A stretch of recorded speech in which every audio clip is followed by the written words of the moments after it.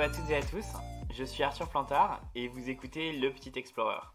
Pour celles et ceux qui nous rejoignent, rappelons que Le Petit Explorer c'est un podcast qui traite du quotidien des jeunes diplômés, de leur job de façon concrète sans le bullshit habituel que l'on peut voir sur des fiches d'emploi anonymisées. On y donne les clés pour bien comprendre les enjeux, les tenants et les aboutissants d'un métier et on y aborde aussi les phases de recrutement avec des détails et des tips très concrets qui vous aident à préparer une candidature. Avant de vous présenter l'intervenant du jour, j'aimerais vous prendre une petite seconde pour vous dire un grand merci. Merci car grâce à vous, nous avons atteint les 20 000, le seuil des mythiques des 20 000 écoutes uniques depuis le lancement. Et je reçois quotidiennement des messages sur le fait que ce podcast vous aide au quotidien dans vos recherches de stage, d'alternance ou d'emploi. Et vraiment, j'en suis ravi pour vous. Afin de pouvoir aider encore plus de personnes, si vous voulez et si vous pensez que ce podcast mérite d'être écouté, alors n'hésitez pas à le noter dans Apple Podcast, n'hésitez pas à liker les publications sur Facebook, le suivre sur Instagram, Deezer, Spotify. Ou encore plus important, n'hésitez pas à en parler autour de vous. Il y aura toujours quelqu'un dans votre entourage que ça risque d'intéresser. Aujourd'hui, on reçoit Paul Garcia. C'est un podcast assez particulier. Il a en effet été enregistré pendant le premier confinement et dans l'univers du tourisme, les choses changent très vite. Néanmoins, je suis sincèrement convaincu qu'il est tout sauf dépassé.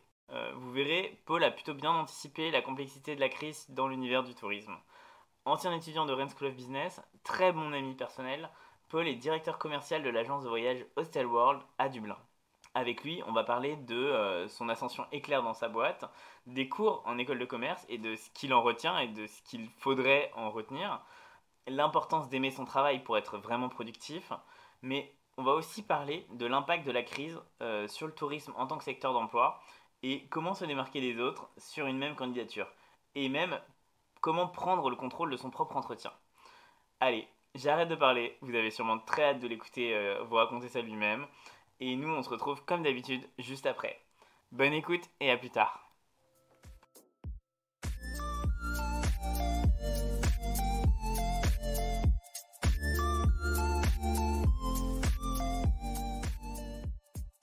Bonjour Paul. Bonjour Arthur. Comment ça va? T'es rentré en France, non, pour le confinement? Tout à fait. Ça fait un bon mois que je suis en France, juste avant le confinement. Pour l'instant, tout va bien. Ça me fait un peu bizarre d'être Ah ici oui. plutôt qu'à Dublin, puisque ça fait 2 ans que j'habite là-bas. Mais bon, je pense que Bah, j'ai pris la bonne décision. t'arrives quand même à travailler en ce moment ou comment ça se passe? Oui, je suis en télétravail depuis même plus d'un mois, hein. Donc même en Irlande, j'étais encore en télétravail aussi depuis quelques jours.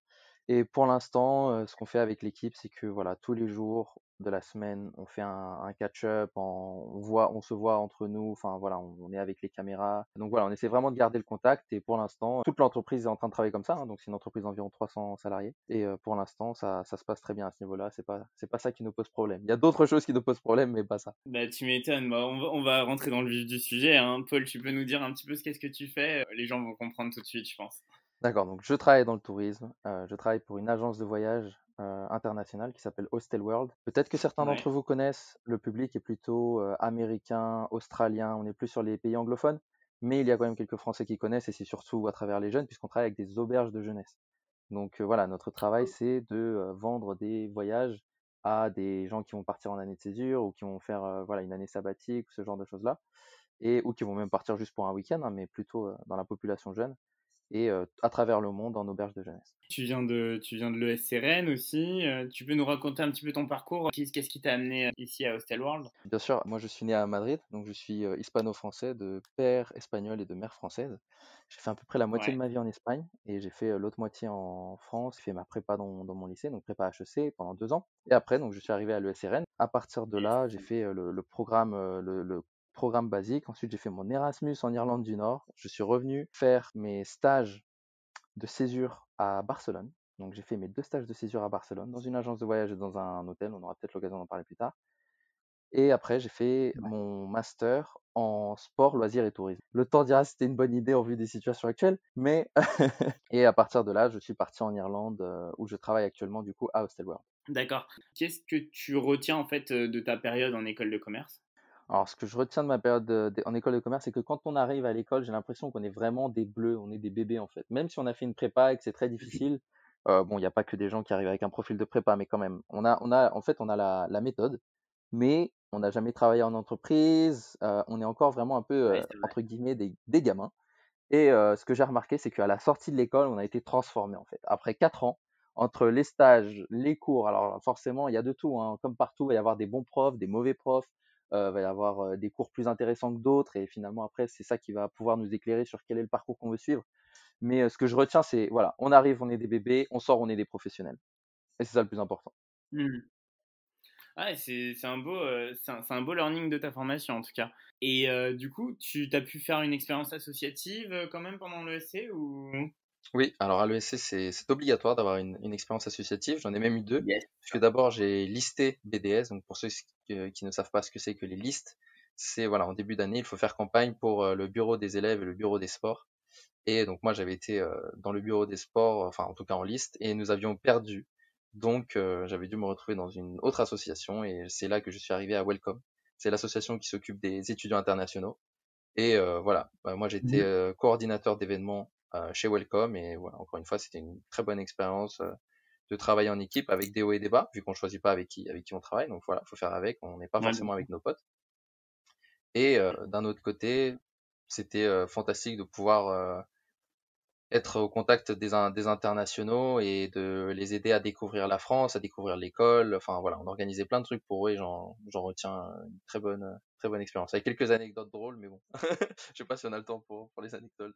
Donc voilà, On les racontera en backstage, Paul, on les racontera pour ça le marche. bêtisier. Hem et du coup pendant pendant ton parcours à l'ESRN, est-ce que tu as pu, effectuer une année de césure?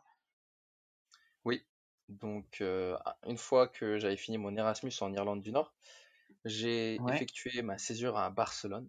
Donc j'ai fait mon premier ouais. stage à Verichic. C'est une agence de voyage française basée à Barcelone et qui maintenant appartient à Accor Hotel, donc au OK, groupe Accor. d'accord. Et OK.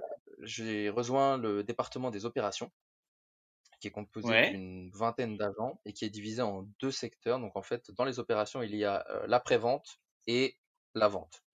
Et donc j'ai commencé, j'ai fait 3 mois en après-vente, et après j'ai fait 3 mois en vente. mmh. Et donc on est en B2C, hein, donc voilà, on est avec les clients. Donc d'un côté après-vente, c'est-à-dire les clients qui souhaitent modifier leur voyage, qui souhaitent annuler leur voyage. Donc voilà, faut apprendre toutes les procédures, et il faut être très diplomate avec les clients.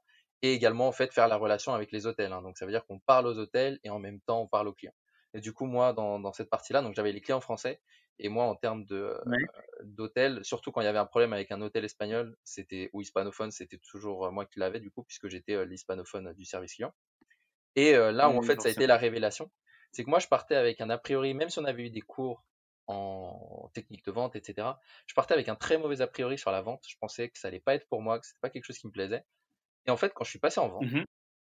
euh, j'ai adoré. Et en fait, j'ai complètement compris pourquoi est-ce que quelqu'un pouvait aimer la vente, et quelle était en fait la technique du vendeur qui moi me correspondait. Et c'est quelque chose qu'après j'ai développé jusqu'à maintenant, vous comprendrez par la suite.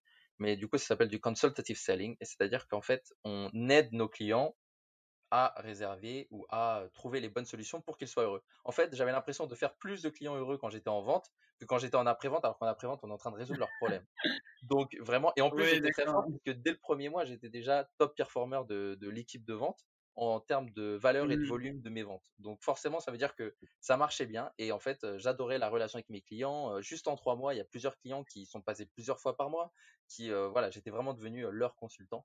Et c'est à partir de là que Mmh. d'un côté, je me suis dit ouais, le tourisme, j'adore, et d'un autre côté, je me suis dit pourquoi pas une carrière de commercial dans le tourisme, ça pourrait être intéressant. Donc Et ça, c'est là que c'était tu mes premiers t'es 6 mois.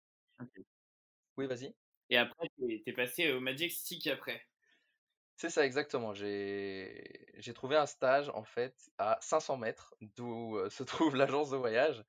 C'est sur l'allée D'accord. principale de Barcelone qui s'appelle Passeig de Gracia. Et Ouais.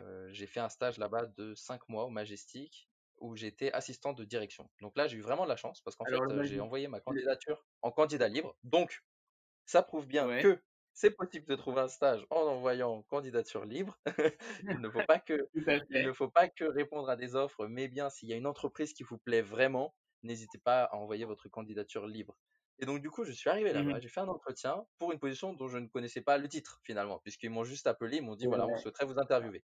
Et donc, du coup, je me suis assis devant la personne de RH et là, elle me fait, voilà, c'est pour la position d'assistant de direction. Je fais, ah d'accord.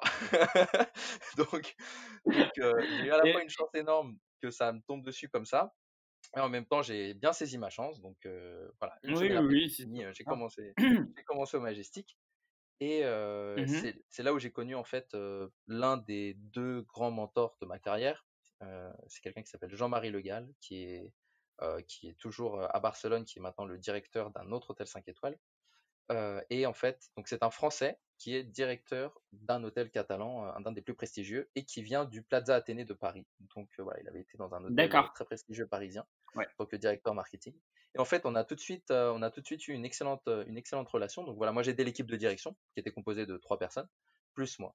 Et l'une des choses Mhm. dans lesquelles je suis le plus fier, c'est que j'ai réussi à faire changer la fiche de poste de ce que faisait le stagiaire assistant de direction Majestic. C'est-à-dire que moi, j'avais réussi à m'incruster, entre guillemets, dans tous les meetings importants. Il y avait le daily meeting du matin, etc. Et en fait, j'avais été présenté une fois, mais normalement, après, je suis pas censé y retourner. Mais en fait, moi, je suis arrivé, en fait, j'y suis retourné tous les jours. Et je me suis assuré que quand j'ai commencé à former le suivant qui allait aller sur la position, que lui aussi le fasse. Oui. Donc à partir de là, ça voulait dire que vraiment, j'avais changé la fiche de poste. Et je pense Ouais, que ouais, en termes de t'as monté un responsabilité, nouveau process. voilà. Et en termes de responsabilité, ce qu'il me donnait, ça prouvait qu'il me faisait vraiment confiance parce que voilà, j'avais des tâches Mhm. importantes très souvent. Et en même temps, c'était du donnant-donnant parce que moi, je faisais des tâches importantes. Et d'un autre côté, j'étais très souvent en contact avec mon mentor qui m'a appris énormément. J'ai eu l'opportunité de voir tous les départements d'un hôtel. C'est-à-dire que j'ai travaillé dans chacun d'entre eux en plus de mon travail, au moins une demi-journée, au moins une journée. Mhm. Et je suis même devenu le contrôleur qualité de l'hôtel. C'est-à-dire que c'est moi qui allais dans tous les départements pour nous assurer qu'on respecte les standards de qualité euh, qu'un hôtel 5 étoiles a besoin. Donc Mhm. voilà un peu la deuxième expérience. Et voilà. Donc du coup, Ok. entre l'expérience Ah, en agence de voyage et l'expérience en hôtel, ça donne vraiment en fait les deux faces de la pièce. On a les deux côtés de la pièce et c'est ça qui est super intéressant. mhm. Alors, je me suis rendu compte qu'on n'a pas présenté l'hôtel Majestic. En fait, je pense que les gens ils l'auront compris en nous écoutant, mais c'est un hôtel du coup 5 étoiles qui est à Barcelone, en plein centre-ville. Voilà, c'est un des hôtels les plus renommés de la ville par son placement, par Mhm. son histoire. En fait, c'est un hôtel qui a une importance historique. Ça fait plus de 100 ans qu'il existe. Et c'est là que de nombreux traités diplomatiques et politiques se sont signés, en fait. D'accord. Ah oui, ça je savais pas. On avance un petit peu dans le temps, on passe la césure du coup, et là on arrive en dernière année de l'école de commerce, et là tu te dis que tu aimerais bien trouver un stage de fin d'études ou un emploi. Ma question c'est comment est-ce que tu t'en es sorti en fait pour trouver, qu'est-ce que ça a été ta stratégie pour trouver ton stage de fin d'études ou ton premier emploi? Qu'est-ce que tu as trouvé d'ailleurs? Super. Alors, ce qui est important, et ce que j'ai remarqué parmi les étudiants, c'est qu'il y en a beaucoup qui pensent au stage de fin d'études et n'envisagent même pas de trouver un travail. En fait, ils ne se donnent même pas cette opportunité-là. Ils se disent, ça va pas être possible, il faut que je trouve un stage de fin d'études. Alors, c'est vrai, dans plein de stages de fin d'études, à la fin, on vous propose un CDI, un CDD ou peu importe.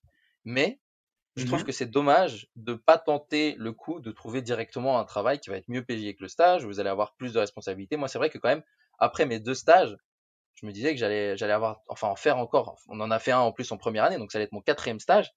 Bon, Mhm. comment on dit, l'étiquette de stagiaire, j'en avais un peu marre. Donc, je partais sur Tu ce m'étonnes. principe-là que je préférais faire un VU ou trouver un emploi plutôt que de refaire un stage, en sachant que ça allait être dur. Ok. Et du coup, il faut s'y prendre un peu à l'avance. Alors, ce que j'ai trouvé, c'était présenté comme un VIE et donc Mhm. sur le site français, un VIE pour l'Espagne, donc pour retourner à Barcelone, pour une autre agence de voyage qui s'appelle Locason, qui n'est pas dans le, dans le Ok. luxe.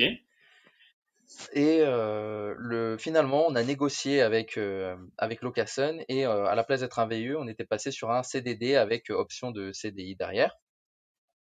Donc Ouais. déjà, j'étais quand même sur une position qui était favorable, en tout cas qui correspondait à peu près à ce que je voulais. Le problème, c'est que plus le temps passait, donc j'étais censé commencer en juin, sachant qu'on finit les classes, il me semble, et les contrôles, c'était début mai, donc j'avais à peu près un mois de battement. Ouais. J'étais censé commencer le 1er juin à Barcelone. Et en fait, plus le temps passait, plus je me rendais compte que ce n'était plus ce qui... Je n'avais pas... Il y avait des choses qui me dérangeaient, en fait. Je me disais que je rentrais à Barcelone trop vite, même si c'est une ville que j'adore. J'avais pas... Ok, j'ai fini mon master, mais j'avais pas vraiment quelque chose de nouveau à apporter à ce moment-là pour faire ce changement-là. En Mhm. plus, sortir du luxe à ce moment-là et partir sur un truc vraiment de location de vacances, ça me faisait moins rêver. Il y avait plusieurs choses qui me tracassait.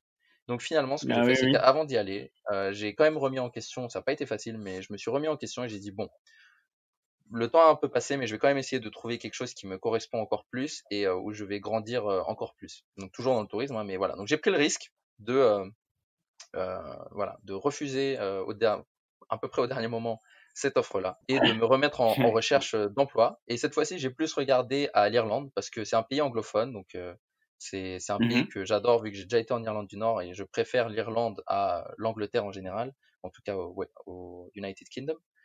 Et, euh, Ouais.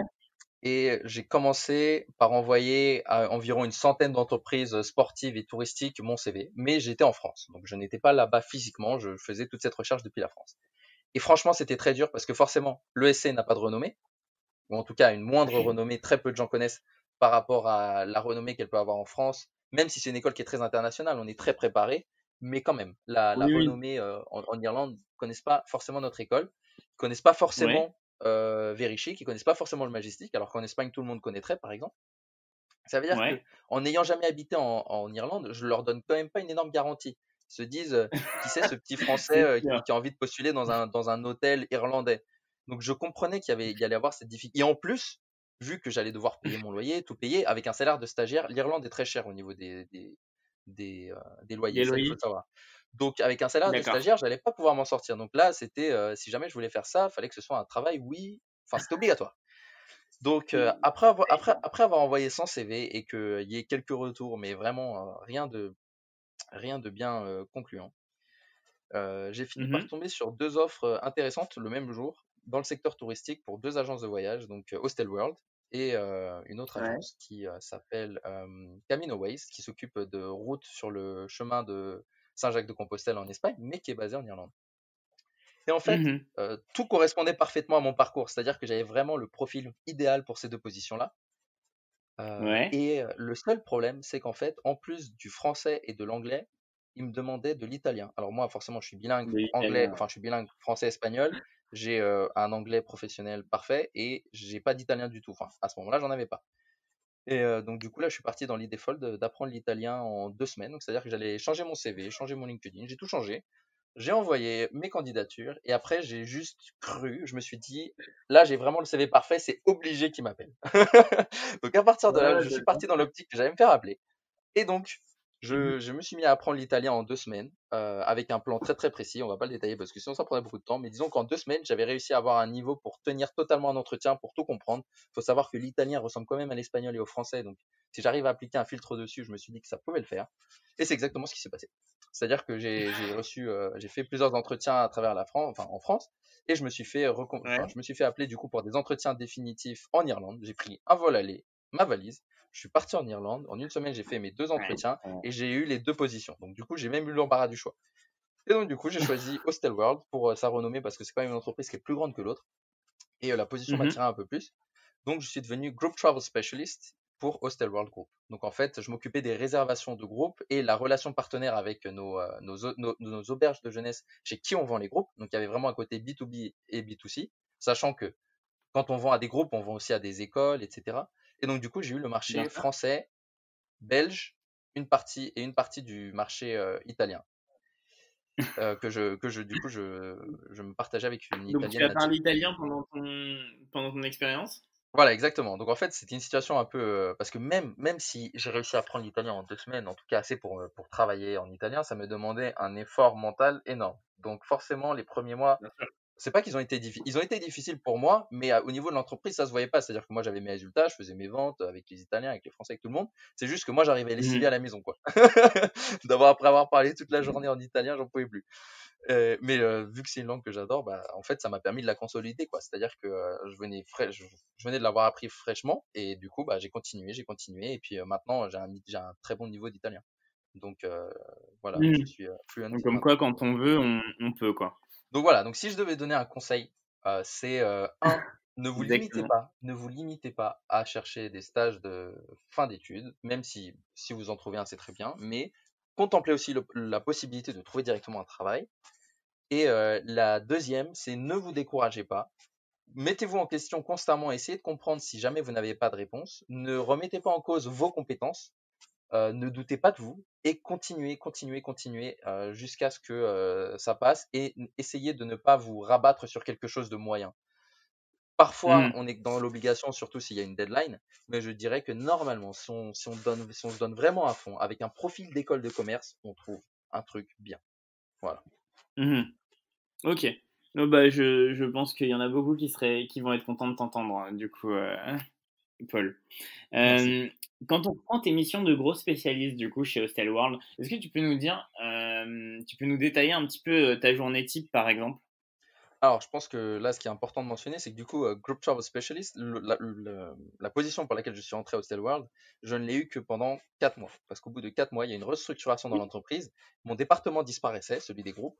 Et en fait, on a été redispatché avec les commerciaux. Donc, ce qui était parfait pour moi, puisque c'était le travail finalement que je souhaitais avoir. Donc, vraiment en B2B, hein, là, travailler que avec les auberges, plus de contact avec les clients.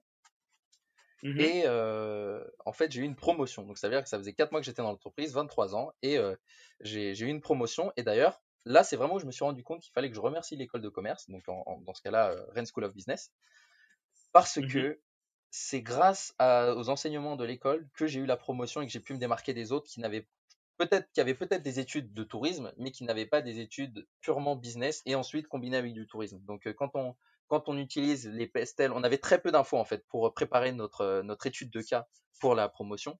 Et en fait, moi, ce que j'ai fait, c'est que Mhm. si j'ai très peu d'informations, bah, je vais appliquer ce que je sais. Donc, j'ai appliqué PESTEL, j'ai appliqué SWOT, j'ai appliqué force de porteur, technique de vente, etc. Et c'est comme ça que j'ai réussi à les bluffer et à avoir la première promotion. Donc, je suis devenu market specialist. Market specialist, c'est quoi? C'est un key account manager. Donc, c'est-à-dire qu'on s'occupe des comptes, donc dans ce cas-là, des auberges de jeunesse les plus importantes qui travaillent avec nous. Ouais. Et mon objectif, ça va être de réussir à qu'elles mettent le plus de lits possible en vente sur mon site, qu'elles mettent le meilleur prix possible pour que mes clients disposent de ce prix préférentiel et que quand ils cherchent en méta, donc quand ils comparent le prix avec Booking, avec Airbnb, que ce soit toujours nous qui avons le meilleur prix Mhm. et bien sûr de construire une relation et de toutes les contrats commerciaux qu'on va pouvoir signer, ça va se passer entre moi et du coup l'intermédiaire, le manager de l'hostel ou de la chaîne d'hostel. Comment, du coup, tu peux proposer les meilleurs prix, en fait, à tes clients, enfin, à D'accord. tes partenaires? Alors, comment les convaincre qu'ils nous donnent les meilleurs prix? C'est ça qui est difficile en fait, parce que c'est leur demander qu'ils baissent leur prix et donc du coup qu'ils aient moins Mhm. d'argent en théorie. Donc en fait, il faut Exactement. arriver à leur prouver que par une très bonne collaboration avec nous et en nous donnant de meilleurs prix, que eux vont avoir un retour sur investissement. Et c'est ça qu'il faut leur prouver D'accord. avec des chiffres, c'est-à-dire leur dire en quelque sorte, voilà, fais-moi confiance, voilà ce que je te Mhm. propose, voilà ce qui devrait en ressortir et voilà pourquoi. Et par exemple, les auberges qui nous donnent un meilleur prix, donc du coup qui sont très favorables pour nos clients, nous allons les mettre plus en haut de notre page, du fait qu'elles nous donnent de meilleurs prix, qu'elles sont plus attirantes, et c'est en quelque sorte une gratification et un remerciement pour ces bonnes conditions qu'elles nous donnent. Alors bien sûr, on peut leur donner plein de conseils, hein, c'est-à-dire qu'on peut conseiller un hostel sur les auberges, sur les événements qu'ils mettent en place, sur les photos qu'ils ont sur notre site, comment est-ce qu'ils se marketent sur le site. On a plusieurs choses qu'on peut leur vendre aussi, hein, donc c'est pas juste un conseiller de OK, ça c'est le prix que tu dois mettre ou que je te conseille de mettre, c'est aussi leur vendre un positionnement spécial, une campagne marketing financée. Il y a plein de choses Mhm. que nous pouvons mettre en place avec eux. Et donc voilà, et c'est là où j'utilise vraiment la méthode consultative de vente. Donc ça, vous l'étudierez probablement si vous allez en école de commerce. Je vous conseille vraiment de regarder parce que c'est très intéressant et c'est une façon en fait, quand c'est bien fait, en fait on se rend pas compte qu'on est en train de faire de la vente. En tout cas, en face, ils ne vont pas avoir l'impression qu'on est en train de leur vendre quelque chose, c'est vraiment on est en train de les aider. Et c'est ça qui est super intéressant. Mhm. Et Tu peux la résumer, cette méthode, oui, pour ceux qui ne viennent pas forcément que d'école de commerce, un petit peu? bien sûr. Alors, la méthode consultative se passe en 5 points. Donc, dans un premier temps, on s'assure qu'on est en train de parler à la personne qui prend les décisions. Parce que si on parle au réceptionniste et qu'on lui déballe notre méthode consultative, Bien ça sûr. ne va pas fonctionner. Donc, il faut vraiment s'assurer qu'on arrive déjà à parler. Non, mais c'est important. Qu'on arrive déjà à parler avec la personne qui vraiment prend les décisions. Une fois que c'est le cas, on s'assure, on doit faire en fait ce qu'on appelle une discovery phase, phase de découverte, Mhm. où on va poser des questions. C'est les questions qui vont nous apporter les réponses sur ce que ce partenaire a besoin. Donc, on va leur poser des questions sur ça fait combien de temps qu'ils sont dans ce business-là, quel est le business model, euh, qu'est-ce qu'ils ont, quelle est leur opinion sur leur relation avec nous, sur leur relation avec nos concurrents. Voilà, on va vraiment essayer d'avoir un profil complet du partenaire qu'on a en face, quels sont ses points forts, quels sont ses points faibles. Et à chaque fois, on va réfléchir, OK, ça c'est la chose qui le tracasse, ou etc. Et c'est à partir de là qu'on va pouvoir se dire, OK, voilà la proposition que je vais lui faire qui va répondre à ses problématiques. Plutôt que de tout de suite Mhm. l'assommer avec ce que nous on pense, c'est toujours mieux de voir que ce soit lui qui nous fasse part de ses problèmes pour nous après apporter Bien une sûr. proposition. Donc la proposition, c'est la phase 3. Une fois qu'on fait notre proposition, c'est très probable que le partenaire ait soit des questions, soit des craintes. Et donc, c'est à partir de là qu'on va vraiment faire la phase 4 du coup. C'est donc la phase 4 qui Oui. s'appelle répondre aux objections, consiste à, voilà, si le client a soit des questions, soit des craintes, essayer de voir si elles sont fondées, parce que peut-être que le client ou le partenaire va parler de quelque chose dont il a raison. Et à ce moment-là, Mhm. il va falloir revoir notre proposition. Sinon, si c'est des craintes qui sont infondées, il faut arriver à lui prouver. Et on va toujours finir par un call to action. Donc, le call to action, c'est quelle est la prochaine étape? Est-ce que c'est je dois retravailler mon projet ou je dois retravailler mon offre à ce partenaire? Est-ce que c'est bon, je Mhm. vais vous envoyer le contrat et vous pourrez me faire part si vous avez des questions sur le contrat, sinon vous pouvez le signer, etc., etc. Il faut toujours les mettre en fait sur des rails et leur donner la voix. Donc ça, c'est vraiment le call to action. Donc voilà les 5 phases. Ok, merci Paul. Je reviens juste sur le travail de market spécialiste que du coup j'ai fait pendant un an. Ce qui est important de voir, c'est donc ça, c'est ce qu'on fait, c'est vraiment la méthode consultative, etc. Construire des relations de longue durée avec nos partenaires. Bien sûr, on fait ça par mail, par téléphone, mais aussi par déplacement. C'est-à-dire que moi, en 2019, j'ai fait 5 déplacements professionnels. Je suis allé à Copenhague, j'ai fait Ouais. Madrid, j'ai fait la Croatie, pardon, pas Madrid, j'ai fait Barcelone, j'ai fait la Croatie, j'ai Mhm. fait Ouais, t'as bien ouais, voilà, on voyage pas l'Italie. mal. J'ai fait Amsterdam et j'ai fait Paris. Voilà, je suis rentré à Paris aussi. Et c'est la partie préférée de mon métier en fait. C'est ça que j'adore. C'est-à-dire que moi je travaille Mhm. dans le tourisme, mais c'est aussi parce que j'adore les voyages et c'est quelque chose qui est important pour moi. Donc avoir l'opportunité de voyager autant, de découvrir autant de personnes, de donner autant de conseils aux partenaires, aux hostels, aux auberges de jeunesse, c'est quelque chose que j'adore. Ouais. Et c'est vraiment combiner plaisir et travail, quoi. Moi c'est ça qui est super Ah bah important. c'est Je suis génial. productif, je suis productif quand j'aime mon travail. Et on arrive à la Ok. dernière partie de mon travail d'Hostel World, et du coup, je vais pouvoir répondre à ta question précédente, qui est qu'est-ce que je fais à Hostel World? Donc, du coup, en décembre Ouais. 2019, j'ai été encore promu, donc je suis devenu le directeur commercial pour l'Europe et l'Afrique. Donc, en fait, je suis passé à être le manager des différents commerciaux qui s'occupent en Europe et en Afrique. Donc, je les ai dispatchés selon bien sûr leur langue, leurs origines, etc. C'était un peu une nouvelle Bien structure sûr. que j'avais demandé depuis plus de 6 mois et finalement, donc on a réussi à la mettre en place. Et je suis devenu le manager de cette équipe-là. Et Waouh. donc là, je suis en poste depuis 5 mois. Mais bien sûr, Mhm. ça a coïncidé en fait. J'ai réussi à tout faire. Tout ce que j'avais prévu, c'était magique. J'avais tout parfaitement. J'avais déjà organisé les voyages pour Mhm. 2020 et Covid. Covid, Et c'est Covid, et oui, bien bombe sûr, oui. atomique. donc, Ok. donc, donc voilà. Avant de parler du contexte du Covid, j'ai une petite question parce que tu nous as beaucoup parlé de ce qui te plaisait énormément dans ton job. Et la question, ce que je voulais te poser, c'est est-ce qu'il y a quelque chose que tu aimes moins au contraire? Alors, c'est pas une tâche qui va me plaire moins. C'est plus une partie des responsabilités qui y sont attachées. Je vais donner un exemple qui est très simple. D'accord. Il y a deux Ouais. mois, on était en pleine crise déjà du Covid, il y a un mois et demi. Notre CEO a annoncé qu'on allait devoir du coup se passer de certaines personnes dans l'entreprise et qu'on allait devoir voilà, avoir des réductions de temps de travail et certaines personnes qui vont du coup devoir quitter l'aventure Hostel World. Et ça s'est Mhm. traduit par, au niveau départemental, plusieurs personnes devaient quitter l'équipe des commerciaux. Et donc là, je me suis forcément senti une énorme responsabilité par rapport à mes agents, donc ma dizaine de commerciaux, Mhm. où j'ai dû les défendre en quelque sorte, en tout cas les mettre sous la meilleure lumière et faire partie aussi de la partie décisionnelle, hein, c'est-à-dire que je faisais partie voilà, du pouvoir décisionnel sur qui allait partir. Et j'ai fait de mon mieux pour vraiment voilà, mettre en lumière mes agents, mais j'en ai quand même perdu un dans mon équipe. Ça, c'est vraiment une partie de mon travail qu'il faut que j'accepte parce qu'elle est là. Mais en même temps, c'est vrai que c'est une partie très difficile moralement. Et ok, je comprends tout à fait. Je pensais pas enfin, je pense pas qu'à 23 ans ou à 24 ans, on est, ou en tout cas pas 25, on n'est pas encore préparé, je pense mentalement pour à devoir faire face à ce genre de cas. Mais du coup, pour partir sur une note un peu plus, enfin pour continuer sur une note un peu plus positive, tu m'as posé la question de qu'est-ce que je fais au jour le jour, à quoi ressemble une journée type. Oui. Donc, euh, mes tâches principales, c'est bien sûr vérifier que chaque personne dans l'équipe a tous les outils, tous les moyens pour tenir son marché et prendre ses décisions. Donc, j'ai un management qui est quand même, je leur fais énormément confiance. Et eux me font beaucoup confiance aussi. Donc voilà, je construis énormément de confiance. Je fais des one-to-one, donc c'est des entretiens en 1v1 toutes les semaines avec chacun de mes agents. Quand certains de mes agents postulent à des positions plus élevées, je m'assure qu'ils soient encore une fois dans les meilleures dispositions. Donc voilà, je me sens dans le côté management. En fait, il y a 4 piliers. Il y a le côté management, c'est Mhm. former, inspirer, m'assurer que voilà tout se passe bien du côté de mon équipe, être leur meilleur allié.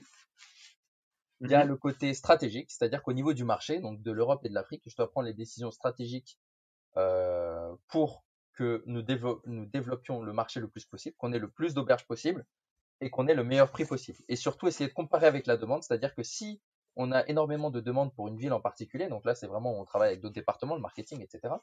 S'il y a beaucoup de demandes pour une Mhm. ville, essayer d'avoir plus de leads dans cette ville-là, de meilleurs prix, parce qu'on sait que ça va vendre. Donc forcément ça va être intéressant. Et si Bien sûr. également contrôler les compétiteurs, c'est-à-dire que si Booking.com a de meilleurs prix que nous dans certaines villes, on va targeter ces villes-là pour essayer d'améliorer notre compétitivité là où on en a perdu.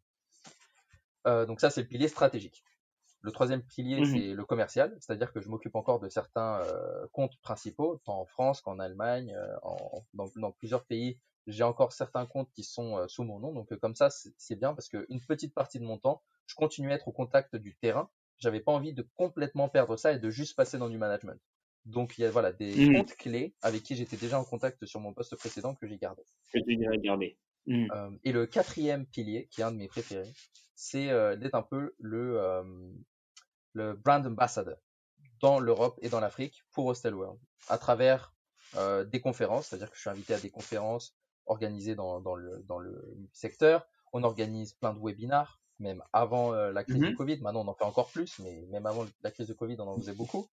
Et donc voilà, c'est vraiment l'opportunité de parler à énormément de partenaires et à essayer de me faire connaître par le plus de partenaires possible dans Mhm. dans mon milieu, dans l'Europe et l'Afrique, et que le plus d'entre eux me fassent vraiment confiance. Et que quand je leur recommande quelque chose à grande échelle, ce soit très facile de les convaincre de par le fait qu'ils m'ont fait confiance pendant les 2 ans que j'ai passé à Hostel World. Mhm. Donc c'est vraiment des relations construites sur le long terme où j'ai amélioré la confiance qu'ils avaient en notre entreprise et en tant que représentant de l'entreprise pour pouvoir du coup utiliser cette confiance au meilleur escient possible maintenant. Mhm. Donc voilà, D'accord. ça c'est Ok. les quatre piliers de mon travail. De ton travail au quotidien, d'accord. Et maintenant, on va reprendre le contexte actuel. Avec cette crise, qu'est-ce qui change aujourd'hui dans ton travail concrètement pour toi? Alors, c'est-à-dire qu'on est passé vraiment en cellule de crise, hein, donc comme j'en ai parlé, on a dû abandonner quelques personnes sur la route, dans le sens où ça a été très très dur. Bien sûr, on a fait le maximum pour que ça se passe bien, et je pense que ça, ça aurait pu être encore pire quand je vois ce qui se passe dans d'autres entreprises touristiques. Ceux qui sont encore là font Mhm. vraiment qu'on arrive à garder le moral, parce que voilà, c'est pas une situation facile, tant sur le plan moral que professionnel, on est quand même dans le doute. Et même pour le futur, c'est-à-dire que si on souhaite changer de carrière, c'est-à-dire que si moi j'ai envie de partir en fin 2020 par exemple, ce qui n'est pas forcément Mhm. le cas, mais voilà, si jamais je souhaitais continuer ma carrière, c'est vrai que là, sur un temps de 1, 2 ou 3 ans, je vois que les voies du tourisme se sont un peu fermées. Alors, j'ai pas envie de décourager les gens qui nous écoutent et qui souhaiteraient une Bien sûr. carrière dans le tourisme. Le tourisme est un secteur qui, quand il y a une crise, est toujours l'un des plus affectés parce qu'on est un secteur qui est non essentiel. Cependant, c'est aussi un Mhm. secteur qui revient très très fort dans l'après-crise. Donc, je suis sûr qu'il y aura un moment où ça va repartir fort. Mais juste pour quelques D'accord. années, ça va être un peu compliqué. Et qu'est-ce que ça a changé? Bah, du coup, le Covid a changé que, à la place d'habiter à Dublin, j'habite maintenant, pour l'instant, je Ah, suis pareil. revenu en région parisienne, dans ma chambre de quand j'étais ado, ce qui me fait beaucoup rire. Et je travaille d'ici. Et en fait, c'est une expérience pour moi maintenant de management d'une équipe à distance. Et ça, c'est quelque chose que j'apprécie énormément. C'est-à-dire que c'est quelque chose, j'aurais probablement eu des difficultés à avoir cette expérience-là. Et peut-être que plus tard, je Mhm. pourrais l'utiliser si jamais ça arrive à nouveau et me dire, voilà, moi j'ai déjà été dans cette position-là et je saurais quelles sont mes erreurs Ouais. et quelles sont les choses que j'aurais bien faites la première fois pour m'en sortir encore mieux si ça se représente. Mhm. Donc voilà, je pense que ça résume à peu près ta Ok. question. Ouais, bien sûr. Oui, oui, en effet. Et pour le coup, vous avez eu quand même beaucoup de réduction d'effectifs et Ça, c'est aussi. vraiment, voilà, c'est généralisé dans le tourisme et dans tout le tertiaire, quoi, Oui, dans, bien dans sûr. le Je pense que sport, c'est le cas c'est, voilà. Et partout. encore, nous, voilà, du fait qu'on est dans une position financière forte, c'est-à-dire qu'on n'a pas de dette, Mhm. on ne doit pas Ouais. Oui, de, oui. de capital à personne, ça nous permet, voilà, d'envisager les choses un peu plus sereinement. Mais Mhm. quand même, c'est une crise qui est sans précédent, c'est-à-dire que ça a un effet plus grand que la Seconde Guerre mondiale, par exemple, sur le tourisme, plus grand que la crise de Mhm. 2007. Enfin voilà, Ouais. là on est vraiment sur du jamais vu. Et c'est intéressant parce que moi j'avais d'ailleurs fait ma thèse de fin de master en crisis management dans le cas des Jeux Mhm. Olympiques. Et maintenant, donc on est en pleine période de crisis management. Donc voilà, j'espère que mes connaissances sont en train d'être d'aide à mon entreprise. Et c'est définitivement quelque chose, bien sûr c'est terrible, mais en tout Mhm. cas professionnellement c'est aussi une opportunité de grandir si on sait le voir du bon côté. Oui, oui, oui, c'est important, je pense, de savoir prendre les choses du bon côté quand tu peux, quand tu as l'occasion de le faire. Et j'ai une petite question pour toi, Paul, encore. Si tu devais donner un conseil à un étudiant qui recherche un stage, une alternance ou un premier job, en théorie, je dirais dans ton secteur de métier, mais pour le coup, on va éviter de parler du tourisme. En tant que commercial, que compte clé, par exemple, qu'est-ce que ça serait pour toi ton conseil numéro un, en fait? Alors mon conseil numéro un, je vais adapter un petit peu ta question. Je vais juste répondre par rapport au tourisme parce que je pense que c'est vraiment important. Et après je vais faire pour Mhm. commercial. Dans le tourisme, donc si on est en train de parler que la personne en aura besoin d'ici 2 3 ans, je pense qu'il y aura pas de problème. Forcément, si c'est maintenant, je pense que c'est important de ne pas être têtu sur ce point-là et de chercher son stage ou alternance dans un autre domaine pour le temps et quelque chose qui, si jamais vous voulez rebondir dans le tourisme plus tard, bah voilà, justement, Mhm. aller faire de la vente, aller faire de l'opération, aller faire du marketing dans un secteur qui y ressemble, qui ne soit pas trop Mhm. éloigné et vous pourrez rebondir sur du tourisme plus tard. Deuxième partie de la réponse, si c'est pour juste un stage pour devenir commercial, je pense que le plus important, c'est que vous soyez sûr que c'est vraiment ça qui vous plaît. Après, parfois, on ne sait pas si on n'essaie pas. Mais si c'est vraiment ce que vous souhaitez, je pense qu'un commercial, ce qu'il a besoin, c'est quand même de l'assurance et de la sérénité. Donc, assurez-vous d'avoir ça pendant vos entretiens. Si vous n'êtes pas sûr de vous, si vous tremblez, si vous n'êtes pas super fort en relationnel, je pense que ce sera mieux pour vous d'essayer peut-être une autre filière car c'est très important d'être à l'aise au téléphone avec quelqu'un avec qui on n'a jamais parlé et dans plusieurs langues, Mhm. probablement. Donc voilà, ayez confiance en vous et si vous aimez le relationnel, foncez. Mhm. Ok. Et pour toi, comment est-ce qu'on pourrait développer en fait cette qualité? Je m'explique. En fait, on nous demande toujours d'être bon, d'avoir un bon relationnel, d'être curieux, proactif, dynamique, etc. Tout le monde le met sur son CV, tout le monde le dit en entretien, mais il y a quand même qu'une seule place à la fin. Donc, comment prouver qu'on est bon en fait pour toi? Alors je pense que au niveau, ok, je vais vous donner un vrai conseil d'entretien et qui va à la fois répondre à ta question. Euh, L'entretien, beaucoup de personnes le voient comme en fait les personnes des RH, ou en tout cas les personnes qui vont nous interviewer, vont poser les questions et nous, on va y répondre. Alors qu'en fait, moi, ce que j'aime Mhm. faire, c'est prendre le contrôle de la conversation. C'est-à-dire que moi, je vais les emmener où ils veulent, enfin, où moi, ça m'intéresse d'aller. Et eux, ils vont être obligés de me Mhm. suivre. Donc déjà, c'est moi qui prends le pouvoir de la conversation et je vais aussi leur poser plein de questions sur l'entreprise pour m'assurer que c'est ce que je veux, que c'est bien la place où j'ai envie de travailler. Il faut qu'ils se vendent. À la fin, si j'ai bien réussi mon entretien, ils vont autant Mhm. se vendre que moi en fait. Il y aura pas moi qui sera on va dire sur la chaise à essayer de vendre mes qualités, essayer de prouver que je suis le meilleur. Je vais les mettre dans une position où ça va être à eux aussi de se défendre pour essayer enfin en tout cas de devenir le plus attractif possible pour essayer de m'avoir. Et c'est là où en fait on prouve qu'on est réellement fort à ça. Parce que j'ai réussi à retourner Mhm. l'entretien, c'est eux qui sont en train de vendre leur entreprise à moi et plus le contraire. À la place de les emmener sur mes points faibles, je vais peut-être en parler, mais en tout cas, Mhm.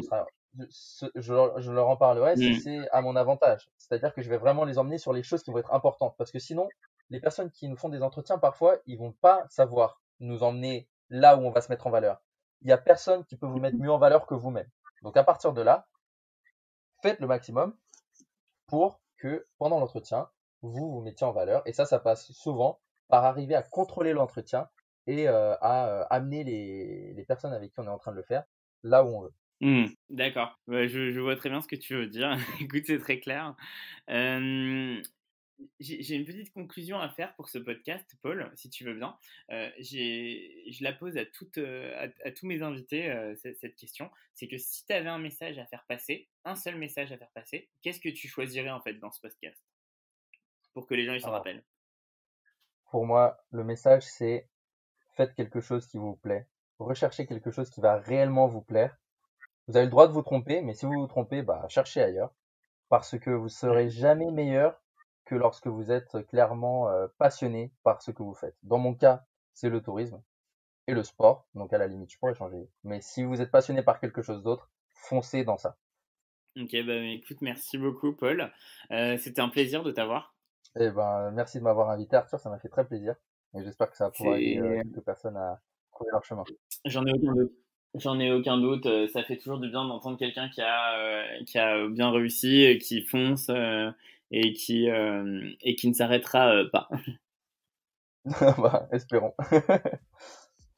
Et voilà, c'est déjà la fin de cet épisode. Je suis ravi que vous ayez pu l'écouter jusqu'au bout. La question que l'on peut se poser maintenant, c'est qu'est-ce que vous en avez retenu?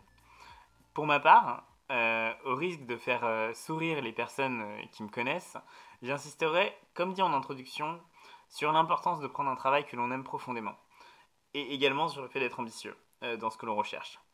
N'hésitez pas à me dire qu'est-ce que vous avez préféré, qu'est-ce que vous avez pensé du podcast, et on se dit de toute façon à très vite pour de nouveaux épisodes, et en attendant, si vous avez des questions, n'hésitez pas à vous adresser soit à Paul, soit à moi. Écoutez, je vous souhaite une très bonne soirée, et à bientôt.